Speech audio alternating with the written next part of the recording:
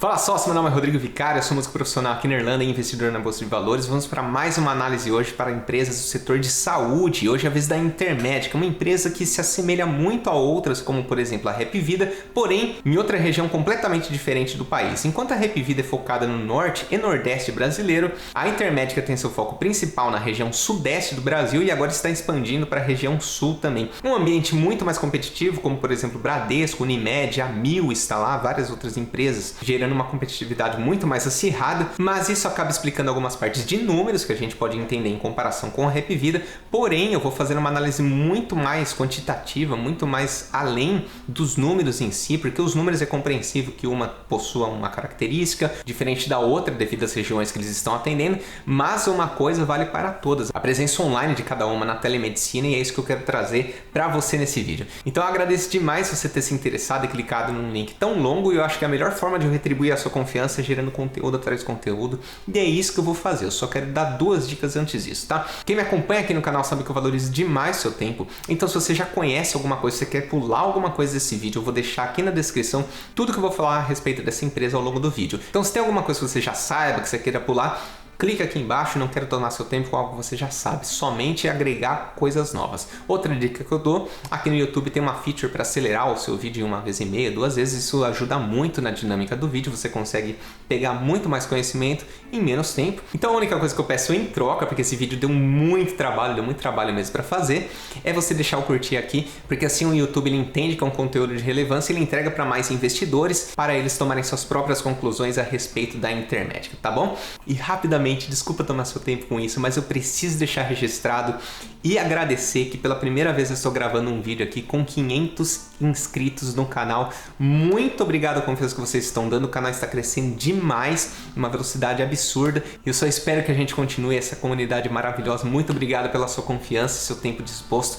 Bora aqui pro vídeo. Então fala sócio, a gente vai começar aqui a análise da Intermédica, né? O grupo Notre Dame Intermédica, GNDI, é uma empresa que foi fundada em 1968 e ao longo do vídeo a gente vai fazendo uma comparação com a Hapvida. Então o que é importante a gente pensar quando a gente fala de Intermédica? Ela é focada no segmento corporativo, portanto, se você não viu a análise que eu fiz da Hapvida, eu dei muitos insights dessa parte de saúde, então eu recomendo muito você dar uma olhada lá para você entender qual é o impacto da empresa focar no segmento corporativo. Mas em resumo, as empresas do segmento de saúde se beneficiam muito dessa parte de sindicato, de leis trabalhistas que existem no Brasil. Conforme aumenta o nível de empregabilidade, eles tendem a se dar bem, mas conforme cai essa empregabilidade, eles também tendem a sofrer com isso. E claro, se algum dia acabar essa regulamentação, eles vão sofrer demais por conta dessa dependência regulatória.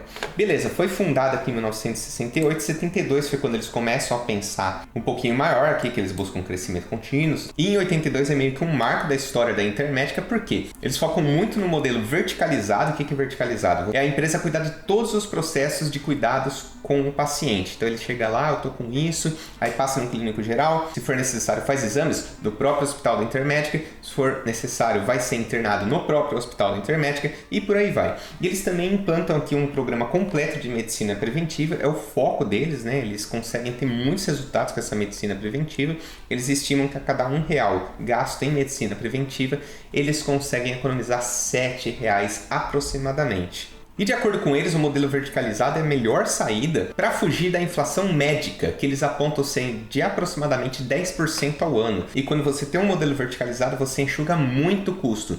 Mais para frente eu vou passar aqui para vocês quanto que eles têm de custo se eles terceirizarem, e é algo assim assustador, em torno de 30%, 40%, 50% a mais se eles terceirizarem o serviço. E quando eles absorvem todos os processos para eles, eles acabam economizando muito dinheiro. Isso reflete na margem da empresa, que na média das seguradoras de saúde é de 2%, mas por eles terem um modelo verticalizado, eles conseguem chegar aí numa média de 5% e eles tendem a ampliar isso aqui. Então em 98 eles começam aqui algumas aquisições, vocês vão ouvir eu falar do MEA, que é basicamente Merge and Acquisitions, que é fusões e aquisições das empresas, tá? É assim que eles declaram no release, é por isso que eu tô falando aqui com inglês cheio de frescura, tá? É por isso. Então é característico do sistema de saúde, se você vê a Hapvida, a Fleury, eles tendem muito a realizar aquisições dos hospitais, das clínicas para crescerem. Por quê? Porque é muito difícil você crescer organicamente dentro do sistema de saúde. É mais fácil você comprar um hospital, comprar uma clínica e seguir sua vida. Bom, em 99, 2009 são algumas aquisições, mas aqui em 2014 tem um novo marco, que é quando o fundador da empresa sai do controle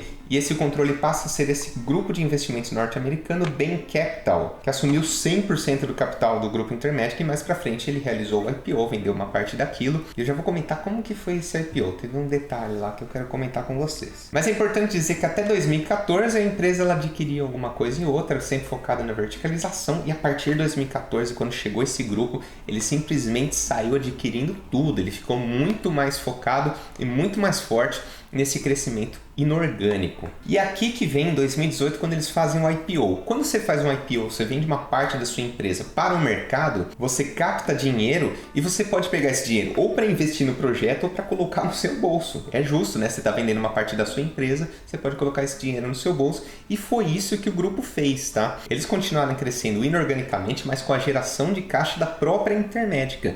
Esse dinheiro do IPO eles colocaram no bolso, garantiram a aposentadoria aí deles e de mais 5 gerações. Isso não é bom nem mal, é uma característica. É óbvio que quando a gente entra na bolsa de valores, você quer se tornar sócio da Intermédica, com eles captando uma grande quantia de dinheiro, você está esperando um projeto com aquele dinheiro, né? Então acaba ficando essa decisão a cada investidor, se ele aceita ou não que o dinheiro foi para o bolso deles ao invés de ir para novos projetos. 2019 foi um ano importantíssimo para a empresa. Eu tento sempre trazer aqui o que aconteceu em cada ano e como que se impacta da visão geral da empresa, da concorrência, do posicionamento de mercado, como que ela está se blindando de possíveis concorrentes tomarem o seu market share, como eles estão protegendo a sua base. Então, nesse caso aqui, o que eles fizeram? Eles concluíram aqui a aquisição do grupo Greenline. Esse é um grupo muito estratégico para proteger a base de clientes que eles têm no estado de São Paulo. Porque a Hapvida estava querendo entrar no Sudeste, mais especificamente no estado de São Paulo, e eles já estão fazendo isso, porém, a compra da Greenline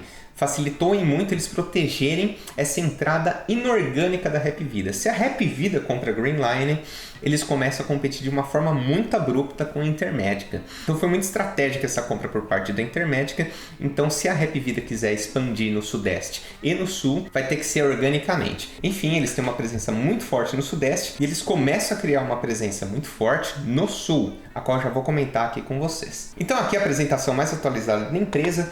Eles compraram tudo isso aqui de empresa. E as que eu daria mais relevância aqui seria a Greenline, pelos motivos que eu já comentei com vocês, e a Clinipan. Clinipan foi uma entrada fortíssima em Curitiba. Então hoje, em termos de market share em vidas, em beneficiários, está em primeiro lugar o Bradesco, segundo lugar a Hapvida, terceiro lugar o Grupo Amil. O Grupo Amil ele tinha capital aberto na bolsa até 2013, eles saíram.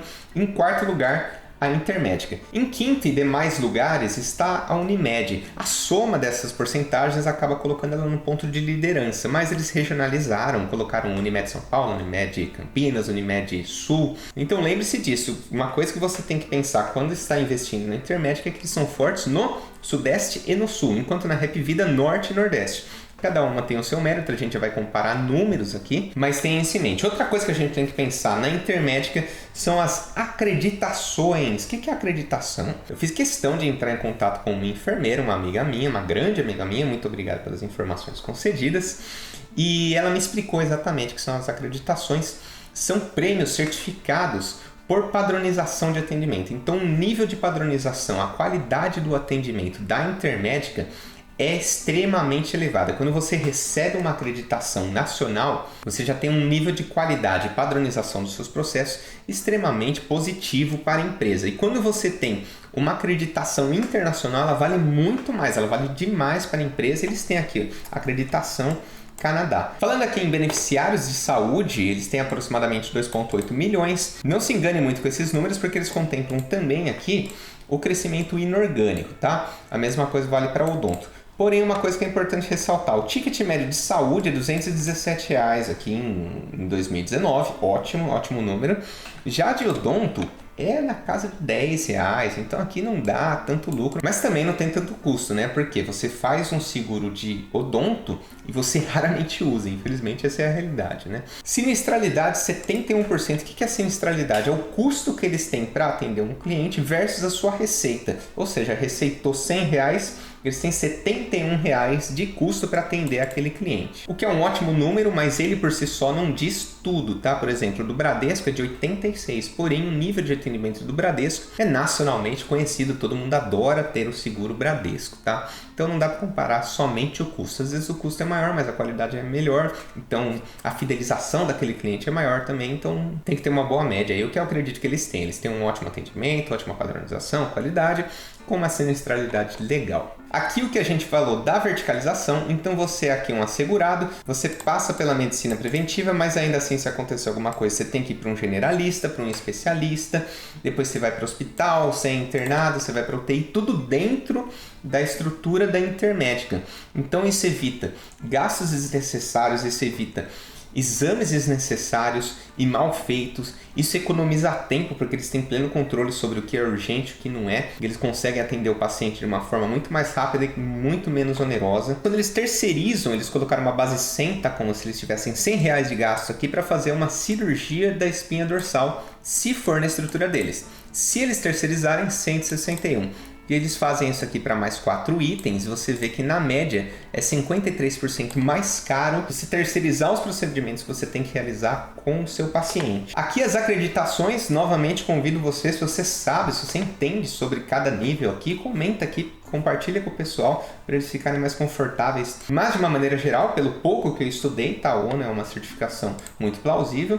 E uma acreditação no Canadá é muito benéfico, visto que as acreditações internacionais elas contam muito para a empresa. Claramente, um ótimo nível de atendimento, 4,3% de queixas dos beneficiários contra 5,8% da média da ANS. Reclame aqui 8,4%, que é ótimo também. Aqui o tanto que eles vêm crescendo, aqui se você comparar em termos percentuais, 1,5% a 2,2%, em 4 anos eles cresceram aí aproximadamente 30%, enquanto em apenas 9 meses, 2018 a 2019, eles cresceram praticamente esses mesmos 30%.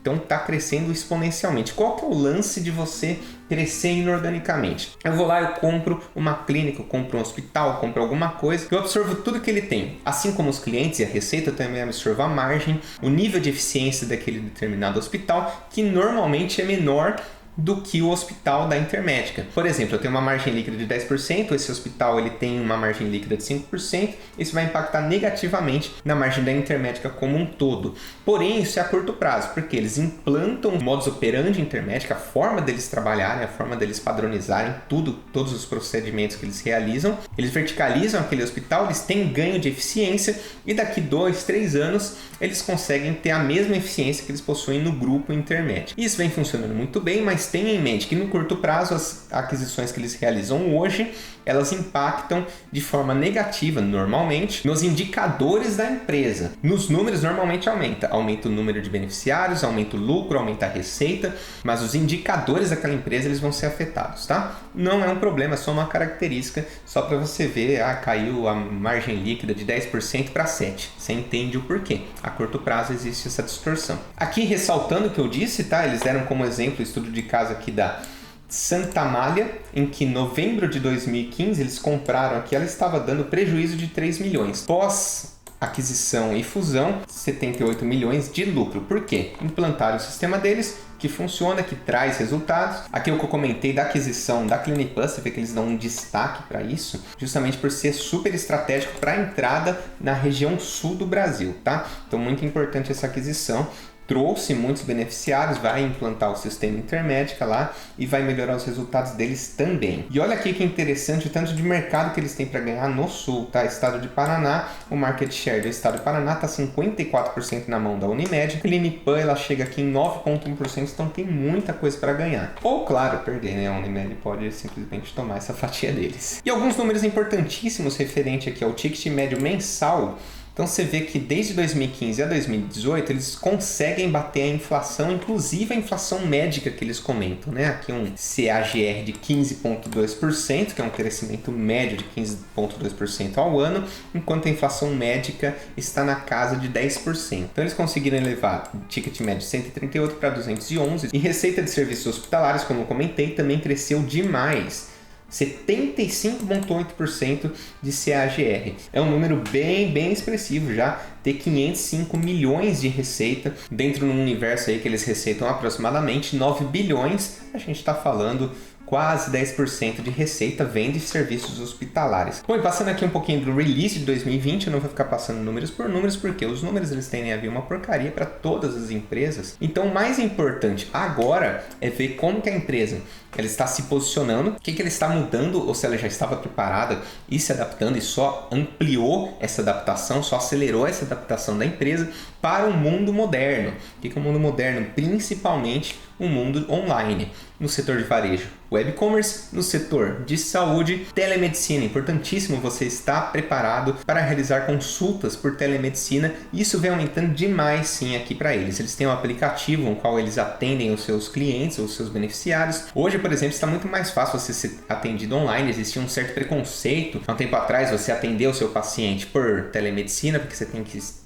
olhar para o paciente, tem que entender, sentir alguma coisa e tal. E essa crise acaba pondo isso parcialmente por água abaixo, porque muitas empresas estão se adaptando. E o grupo Notre Dame se adaptou muito rapidamente para esse momento. Inclusive, eles comentam aqui, no primeiro mês de implementação, o grupo registrou aqui mais de 40 mil consultas. E a parte mais importante, 82% dos pacientes com alta na própria consulta. Então, às vezes você tem uma gripe, você está na dúvida se é aquela doença tão temida, que eu não gosto nem de falar o nome. Se você pegar em todos os vídeos que eu gravei, eu nunca falei o nome disso, porque eu não gosto. Isso atrai, isso é negativo, não gosto de falar o nome dele. Mas enfim, o mais importante, 82% dos pacientes com alta na própria consulta, porque estavam na dúvida se era aquilo, acaba não sendo, fica tranquilo, pode ficar em casa, às vezes é só uma gripe, tá tranquilo.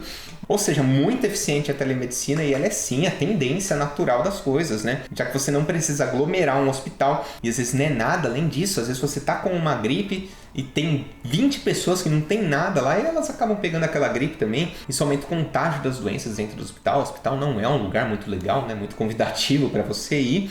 Então, telemedicina com certeza é a tendência. Bom, então antes de entrar nos números aqui, na simulação de como que ela tende a passar dessa crise, vamos fazer um resumão do posicionamento da empresa. Ela atua majoritariamente no estado de São Paulo e no estado do Sul. Ela tem um alto market share em ambos, ela também tem uma boa participação no Rio de Janeiro, em torno de 4,7%.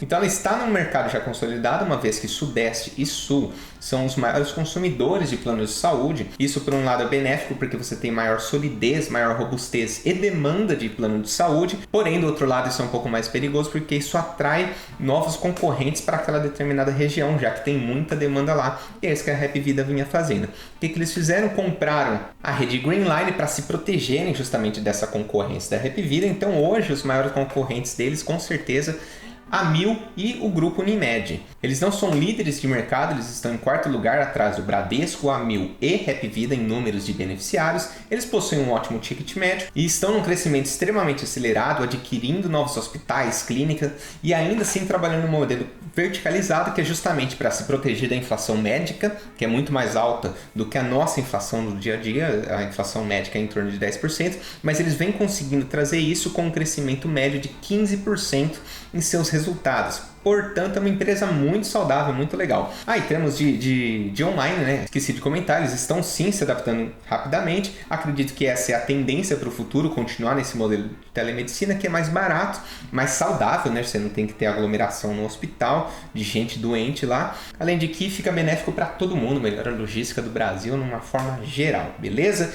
Eles focam no segmento corporativo, portanto, eles são muito impactados com o nível de empregabilidade do Brasil. E isso é um dado muito importante para a análise que a gente vai fazer agora. Então, o que a gente vai trabalhar aqui? Eu vou trabalhar com o grau de alavancagem operacional. Se você não sabe, eu vou deixar um link aqui em cima para você ver o que é esse indicador tão importante, mas em resumo, é o tanto que a queda da receita impacta no resultado geral da empresa, porque a empresa ela tem custos fixos e variáveis. Os variáveis oscilam conforme a demanda, mas os fixos eles estão sempre lá, aluguel, manutenção, depreciação, tudo mais. Beleza, e como faz essa conta? Lucro operacional, o EBIT, sobre o lucro bruto.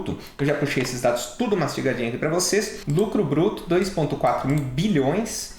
Então o Gal nos diz o seguinte, 37%, um pelo outro, 37%. Presta atenção que essa é a parte mais importante das contas que a gente vai apresentar a seguir. O que esse número está me dizendo? Se a receita total da Intermédica cair em 37%, ela está no 0 a 0. Ela paga todos os seus custos, mas também não dá lucro. Nem prejuízo, nem lucro, tá? A receita líquida dela de 2019 foi 8,4 bilhões, que vezes 0,63, que é a mesma coisa se eu tirar 37%, isso me dá que se ela em 2020 faturar 5,3, vamos arredondar aqui, 5,3 bilhões, ela está no 0 a 0, não tem problema algum. Em termos de dívida e caixa, o caixa dela está em 1,4 bilhão versus uma dívida de 1,467 bilhão. Ela tem um caixa líquido aí de 58 milhões, mesmo fazendo tanta aquisição, ela não é uma empresa endividada, não é uma empresa alavancada, ela sempre busca estar aí em linha com bastante dinheiro em caixa e sem dívida líquida. Então ela está muito tranquila. Essas dívidas não necessariamente elas vencem hoje, elas vencem esse ano. São dívidas às vezes que ela pode pagar em 2024, 2025, ela pode rolar essas dívidas, tá? Mas se ela tivesse que pagar todas as dívidas hoje, ela tem dinheiro em caixa para isso. Ah, gente, eu inverti aqui, desculpa, tá? Desculpa mesmo, mas os dados estão corretos assim, beleza? Então vamos para o cenário horrível aqui da Intermédica, que eu estimei. Bom, primeiro, ela tem dinheiro em caixa que ela pode pagar todas as dívidas hoje. Porém, ela não vai fazer isso. Então, ela já tem uma certa reserva que ela pode utilizar para eventuais intempéries que possam acontecer nesse período, tá? Então, o cenário horrível para a Intermédica seria, em termos de número, a receita dela foi de 8,4 bilhões em 2019. Vamos estimar que em 2020, por 6 meses devido à crise que a gente está passando, ela sofra inadimplência perpétua, ou seja, não vão pagar mesmo, a pessoa ela para de pagar e ponto. Além disso, ela perca beneficiários e isso gere por 6 meses uma queda na receita dela de 1,6 bilhões, ou seja, 40%. Aí o mercado ele retomou, né? O mundo já está um pouquinho mais de volta ao normal. Por outros 6 meses, ainda assim, caiu 20%, porque o mercado ainda está meio receoso, não é todo mundo que está contratando todo mundo. Então cai aqui 841 milhões na receita dela, uma perda total de receita de 2,5 bilhões de reais. Em números, o faturamento de 2020 seria de 5,9, vamos arredondar aqui, 5,9 bilhões de reais. Porém, o Gal nos diz que até 5,3 bilhões a Intermédica não dá prejuízo. 5,9 é maior do que 5,3 em 590 milhões, então qual que é a tendência para a Intermédica passar dessa crise? É muito benéfica. A tendência é que ela cresça com essa crise, porque vai sobrar caixa, pode sobrar dinheiro, seja para investir ou para pagar os seus acionistas ou para fazer novas aquisições, já que alguns hospitais eles não estão tão preparados quanto ela e eles podem se ver num aperto e vender a sua estrutura, vender o seu patrimônio muito mais barato do que realmente vale. Então a Intermédica vai lá e compra a um preço ótimo, uma ótima barganha para eles a longo prazo. Então a tendência sim, a Intermédica, assim como muitas outras empresas que eu analisei aqui, é sair mais forte dessa crise justamente por ter esse preparo, por ter esse caixa, por estar num setor resiliente, por ter uma estrutura muito bem feita. Porém, a gente tem que entender que eles têm sim que melhorar essa estrutura do online, porque é o futuro e eles têm que estar preparados para isso, tá? É importantíssimo, é crucial para que a empresa ela se dê bem no longo prazo, se adaptar ao online. Se eles só continuarem na mesma estrutura, pode ser que daqui 2, 3 anos o mundo seja outro e eles fiquem passados para trás, tá? Conforme prometido, vamos fazer aqui uma comparação de dados. Esses são os balanços da Intermédica. Então, o que a gente pode analisar aqui? Eles vêm num crescimento absurdo. A receita deles, eles receitam aqui 9 bilhões para um lucro de 480 milhões. Isso dá uma margem líquida aí de 5%. Uma empresa sem dívida está muito tranquila quanto à caixa. Agora vamos fazer uma comparação com a Hapvida. Aqui são os dados da Hapvida. Hapvida, ela fatura 3 bilhões a menos do que a Intermédica para lucrar quase que o dobro da Intermédica. Ela possui uma margem de 13%. Isso pode se dar por 2 fatores. O primeiro é a eficiência da própria Hapvida. O segundo, que eu acho que é o mais impactante aqui, é justamente a diferença de competitividade entre as regiões. No Nordeste, chegou uma empresa nível europeia de atendimento de saúde chamada Hapvida. Então ela é muito forte, ela é muito gigante e ela faz serviço bem feito. Ela não entrega meia boca porque lá não tem tanta competitividade. Não estou dizendo que não tem, tá? Estou dizendo que tem menos que no estado de São Paulo. Então, para a Intermédica, que aqui está a Intermédica novamente, fica muito difícil competir nesse segmento com margens muito expressivas dentro do estado de São Paulo, sendo que ela tem lá como competidor o Bradesco, a Amil e a Unimed de uma forma muito forte, tá? Então, em termos de números, é difícil julgar justamente pela diferença de competitividade de ambas. Porém, eu tenho que dizer que release, apresentação, a liderança da Hapvida é muito melhor do que da Intermédica no meu ponto de vista. E o preparo online também, eles já estão muito mais preparados, você pode conferir no vídeo que eu gravei sobre eles. Muito interessante, uma empresa extremamente redonda, uma empresa que me surpreendeu demais, eu fiquei muito contente, muito feliz com a análise que eu fiz da Hapvida. Ela parece estar muito mais preparada para esse momento que a gente está passando e para o momento que a gente tende a continuar vivendo. Então fica aqui a minha opinião em termos de gosto, qual eu mais gostei de analisar, qual que eu mais gostei do que eles me entregaram, é completamente pessoal isso, beleza? E aí, sócio, qual que é a próxima empresa que eu tenho que analisar? Deixa aqui nos comentários que eu vou ler cada um e a gente vai chegar à conclusão qual que é a próxima empresa que eu vou trazer aqui completinha para vocês, tá bom? Muito obrigado pelo seu tempo e atenção disposta. Meu nome é Rodrigo Vicari, canal Fala Sócio. A gente se vê no próximo vídeo.